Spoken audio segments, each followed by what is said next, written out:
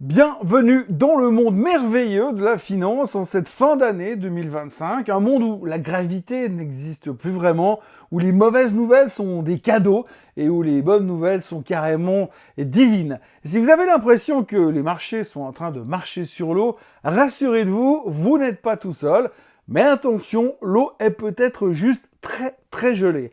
Regardez tout simplement le tableau. L'inflation américaine vient de s'effondrer à 2,7%, c'est miraculeux, sauf qu'en coulisses, c'est pas vraiment un miracle économique, c'est plutôt un bug administratif. Après 43 jours de shutdown, le BLS nous a bricolé un chiffre avec 2 bouts de ficelle et 3 relevés de prix manquants. Mais le marché, il s'en fout, il achète l'étiquette et pas forcément le contenu du flacon. Au Japon, on monte les taux pour la première fois depuis l'invention du Walkman. Le marché rigole, la BCE se met en mode status sell, on applaudit, même TikTok devient à moitié américain grâce à Oracle et tout le monde fait comme si la géopolitique était devenue un long fleuve tranquille.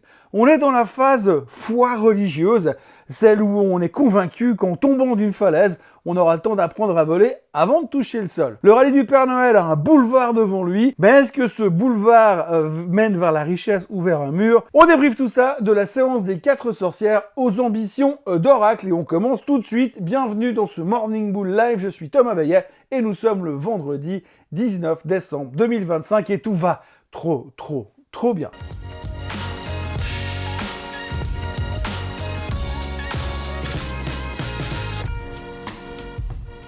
Alors avant toute chose, ce que vous allez entendre et voir dans cette vidéo n'est pas un conseil financier, c'est mon avis, mon analyse et parfois mon humeur du jour. Par contre, si vous voulez comprendre la bourse, là, vous êtes au bon endroit. On arrive gentiment au bout de cette année 2025 et ce qu'on voit en ce moment, c'est le résumé parfait de ce qu'on vit depuis le 1er janvier. On a développé une capacité d'interprétation absolument fabuleuse. C'est de l'alchimie pure, vous prenez n'importe quelle mauvaise nouvelle, vous la passez dans le filtre de l'optimisme de marché, et paf, ça devient une indication que les taux vont baisser.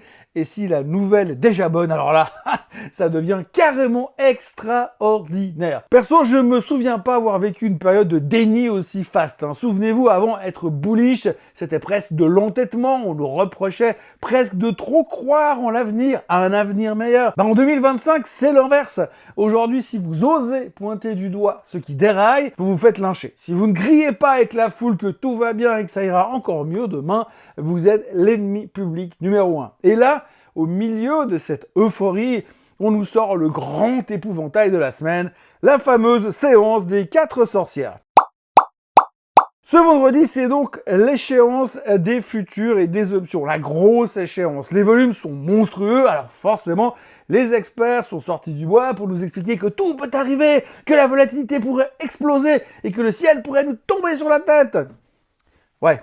Sauf que ça n'arrive jamais. Je traîne dans la région depuis assez longtemps pour vous dire qu'à chaque quadruple échéance, on nous ressort le même film, on joue à se faire peur. Mais la réalité, c'est que si vous n'êtes pas market maker au CBOE à Chicago, la journée des 4 sorcières, ça s'appelle juste un vendredi. Alors faut juste arrêter de se prendre la tête avec ça. Mais revenons quand même aux choses sérieuses, parce que hier, on a eu la publication de l'inflation américaine. Alors sur le papier, c'est le miracle de Noël avant l'heure. Le CPI tombe à 2,7%, l'inflation sous-jacente est au plus bas depuis mars 2021, c'est l'euphorie. On commence presque à croire qu'on est entré dans une nouvelle ère économique, comme l'avait promis Donald Trump. Les taux baissent, la croissance repart, l'inflation fond comme neige au soleil.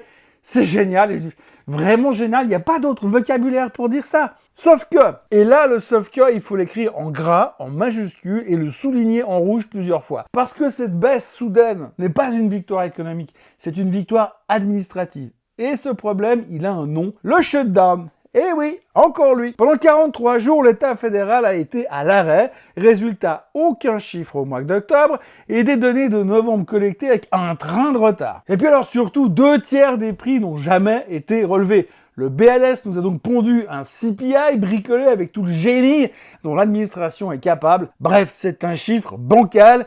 Et encore, quand je dis bancal, je reste hyper poli. Même les économistes le disent. Ne prenez pas ce chiffre au pied de la lettre. Non, parce que quand on vous annonce que les loyers ne bougent plus alors que se loger coûte chaque mois à peu près un don d'organes, vous comprenez qu'il y a un tout petit souci dans le narratif de l'histoire. Pareil au supermarché, si l'inflation avait ralenti comme ça, vous le verriez à la caisse. Moi j'ai fait les courses la semaine dernière et je peux vous dire que le miracle, je l'attends toujours. Alors bien sûr, la Maison Blanche sabre le champagne et nous parle de boom historique, mais attention, les données mal collectées finissent toujours par se venger. En décembre, la photo risque d'être beaucoup moins floue et surtout beaucoup moins belle. Il ne faut donc pas confondre un bug statistique avec un miracle économique. Mais par contre, n'oubliez pas une chose, le BLS est à la botte de Trump. Il a besoin d'un narratif explosif pour essayer de garder la confiance des électeurs jusqu'au midterm de l'an prochain. D'ailleurs, souvenez-vous de ça, midterm, on va en reparler pendant tout 2026. Cette semaine, c'était aussi le festival des banques centrales. La semaine dernière, on a passé la semaine à parler de la Fed, mais là, on attaquait le reste du monde. On a eu droit à toute la soupe alphabétique, BCE, BOE, BOJ, beaucoup de B, beaucoup de O, beaucoup de E, pour pas grand-chose au final. La BCE s'est contentée de l'immobilisme, on nous en promettait d'autres, de baisse de taux, mais le vent a tourné, l'inflation européenne fait de la résistance, et les faucons sont sortis. Résultat, Christine Lagarde pense qu'il est urgent de ne rien faire. On entre donc dans l'ère du statu quo, la BCE s'arrête de marcher et elle regarde le monde bouger sans elle. Côté anglais, la Banque d'Angleterre a baissé ses taux à 3/4, mais c'est passé à l'arraché, 5 voix contre 4. On voit que les distensions, c'est pas qu'aux États-Unis. Le Royaume-Uni, c'est le grand écart permanent. Ils ont l'inflation la plus élevée du G7, mais une croissance qui est complètement asphyxiée. Ils vont donc devoir continuer de baisser les taux en 2026, mais ils vont à reculons, sans calendrier clair, avec la boule au ventre. Bref, un message perçu comme hawkish, malgré la baisse. Et puis cette nuit, il y a eu le Japon. Et là, attention, c'est peut-être le seul vrai truc qui pourrait nous péter à la gueule en 2026. En tout cas, celui qu'on voit. Entre le yen ultra faible et le spectre d'une explosion du carry trade, la Banque du Japon joue avec des allumettes au-dessus d'un baril d'essence. Et pour la première fois depuis une éternité, ils ont donc monté les taux. Évidemment, comme dans la finance, on est tous des visionnaires. Après coup, bien sûr, tout le monde vous dira « Oui, mais bon, c'était dans les prix, de toute manière ». Mais regardez les chiffres, le 10 ans japonais dépasse les 2%, au plus haut depuis 2006. Les taux directeurs sont à 0,75, leur plus haut niveau depuis 30 ans.